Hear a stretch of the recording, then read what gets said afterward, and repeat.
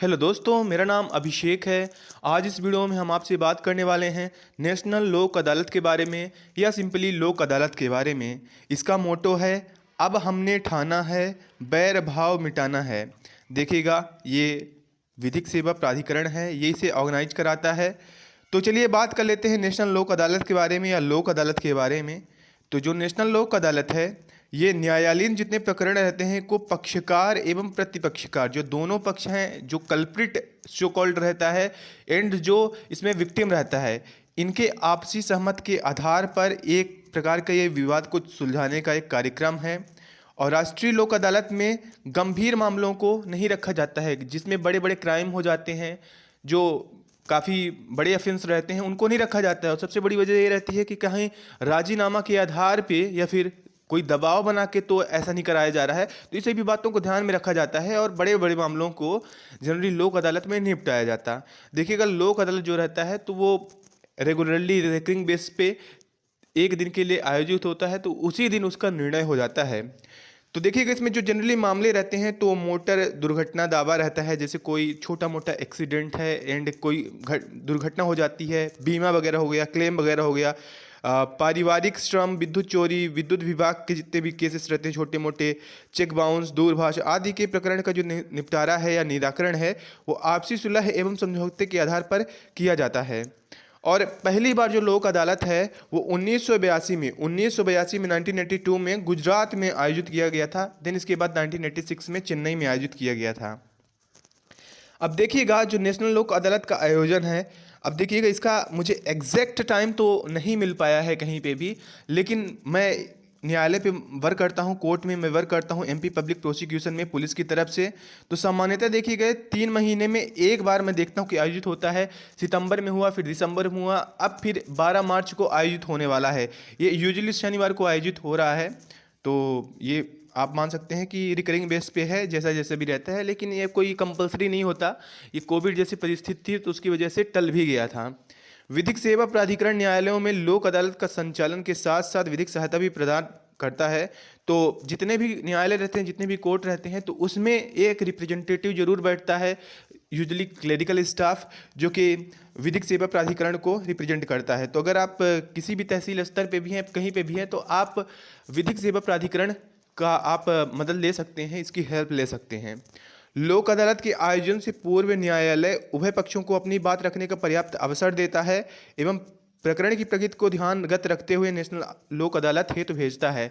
तो यहाँ पे देखिएगा, जो भी मामले लोक अदालत पे जाते हैं तो उसमें कहीं ना कहीं कोर्ट का दखलंदाजी जरूर रहता है। कोर्ट के बिना अनुमति के या दोनों जो पक्षकार हैं उनके बिना सहमति के ये मामला लोक अदालत नहीं जा सकता। अब यूजुअली देखिएगा, जो मान लीजिए कि कोई बैंक का लोन है, ऐसे कोई मामला है, या फिर मान लीजिए विद्युत चोरी का मामला है, कोई ज़्यादा अगर अमाउंट है और उस कंपनी को लग रहा है कि सामने वाला इतना नहीं पे कर रहा है या फिर कोई और वजह है, तो बीच का रास्ता निकालने की कोशिश करती है कंपनी। एक स्कीम लाती है कि चलो उसका जो एनपीए में चला गया है वो अमाउंट, मतलब नॉन परफॉर्मिंग एसेट में चला गया है, तो कम से कम उसे कुछ तो मिल जाए। इसी उद्देश्य के साथ कई बार ऐसे मामलों को भी नेशनल लोक अदालत ले जाया जाता है। और यूजुअली कभी कभार गवर्नमेंट स्कीम भी ला दिया करती है, जो कोई लोक अदालत के मामले से निपटाया जाता है। उसमें स्कीम्स के तहत जो लोन लिए रहते हैं या फिर जो डिफ़ॉल्टर्स सो कॉल्ड माने जाएंगे, उनको बेनिफिट भी मिल जाया करता है। देखिएगा, जो लोक अदालत के लाभ हैं, तो क्या होता है कि पक्षकारों के मध्य आपसी सद्भाव बढ़ता है और जो शत्रुता रहती है, एक दुश्मनी टशन रहती है, वो खत्म हो जाती है। और समय, धन व श्रम की बचत होती है। ये तो आप सुने होंगे, कोर्ट अगर एक बार गए, इतनी डेट्स पे डेट मिलेंगी कि आपका धन पूरा जाएगा, समय जाएगा एंड आपका बहुत जो बहुमूल्य समय है कोर्ट में जाने के बाद, तो आप देखेंगे कोई उतना अच्छा रिस्पॉन्स नहीं मिलता है। तो इसीलिए नेशनल लोक अदालत की काफ़ी अहम भूमिका रहती है। न्यायालयों में जो लंबित प्रकरण है उसका जल्दी निपटारा होता है। अब बहुत सारे ऐसे मामले हैं न्यायालय के पास, सुनने को बहुत बड़े बड़े मामले भी रहते हैं साथ में। तो ऐसे अगर मामले हैं जो कि निपटाए जा सकते हैं, राजीनामा योग्य हैं, तो उनको यूजुअली इसमें जल्दी जल्दी निपटा दिया जाता है। जो आदेश या अवार्ड रहता है वो निःशुल्क के प्रति तुरंत प्राप्त होती है दोनों लोगों को, और साथ ही साथ जो लोक अदालत का लाभ है वो तत्काल उसी वक्त से एप्लीकेबल हो जाता है।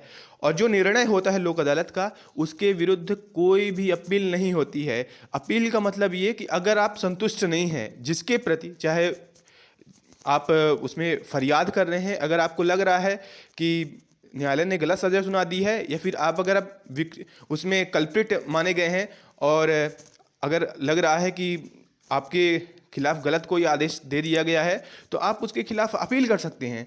लेकिन अगर आप लोक अदालत के माध्यम से कुछ ऐसा निर्णय पाते हैं जो आपकी आपसी सहमत से है, तो उसके विरुद्ध कोई भी किसी भी कोर्ट में, किसी भी न्यायालय में कोई अपील नहीं होगी।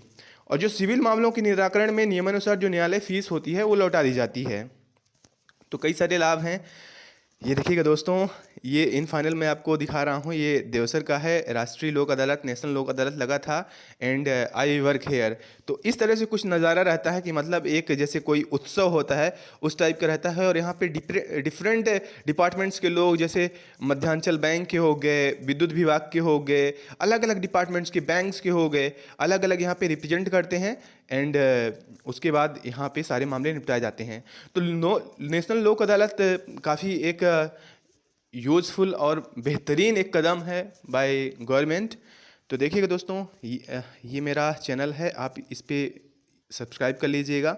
अगर आप ये मेरी वीडियो पब्लिक ऐप पे देख रहे हैं, then go to YouTube channel and subscribe Digital Soft Hub YouTube channel. दोस्तों, आप हर समय रहिएगा। धन्यवाद।